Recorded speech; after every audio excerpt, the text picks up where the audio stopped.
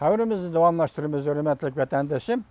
Mongoliyaning prezidentini Hindistonni ziyorat qilish taklif qildi Hindiston hukumati deganida hozir shu xabarni sizlarga yetkazamiz.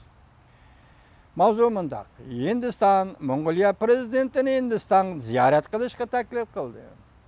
Bu kishi Jungoga dushmanlik bilan qarashda dong chiqargan kishi edi. Mavzuli xabar 7-oyning 25-kuni Dovitor betida e'lon qilindi. Xabar mundaq boshlandi.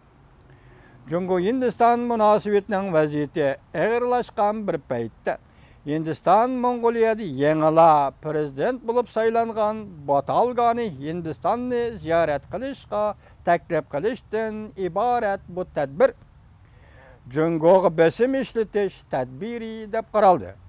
Balki prezident Batalga Jungoga qarshi turishda dong chiqargan bir odam edi.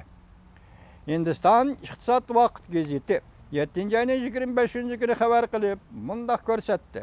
Hindiston Mongoliyada yangi prezident bo'lib saylangan prezident Batalgani Hindistonni ziyorat qilishga taklif qildi.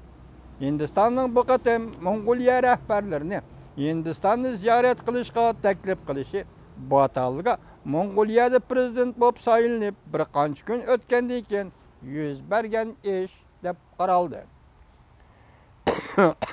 Hindiston bilan Mongoliya munosabatini taraqqiy qildirishning eng muhim bir qadami belgilandi.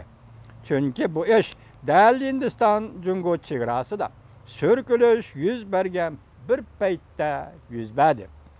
Mongoliyaning yangi prezidenti Jungoni tap tortmay tanqid qila oladigan odam edi. Shundaqla Batalga Prezident Batalga Mongoliya iqtisodining Jungoga beqinib qilishiga qarshi turadigan odam edi. Hindiston bilan Mongoliya o'tirdi bexatarlik va madaniyat munosabatlari qadam bilan taraqqiy qilishga boshladi. Hindiston vaqt gazeti 7-oyning 24-kuni Hindiston olimi Mohan Malikning so'zlaridan naql keltirib bunda ko'rsatdi. Batalganing prezident bo'lib saylanishi Mongoliya Hindiston ikki taraflik munosabatlarini yaxshi fursat bilan ta'minladi.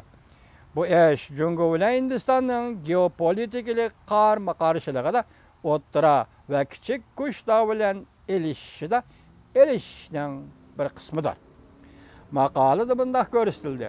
Jungo bilan qarshilashish strategiyasini tangpunglashtirish Hindistonning vaziri Modining sharqiy yuzni siyosatining bir qismidir. Diqqat vatandoshim, maqolada bunday ko'rsatildi.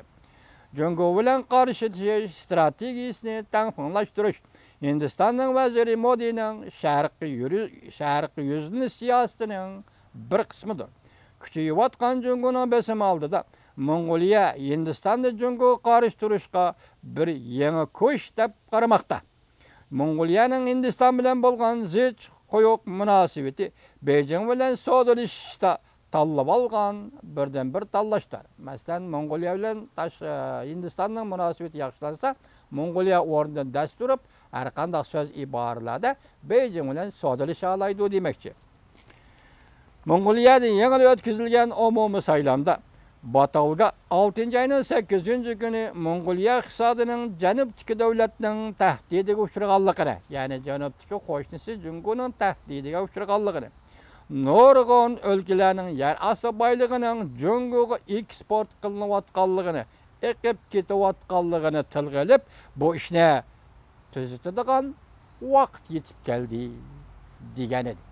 Bu bir yangi vaziyat ekan do'stim.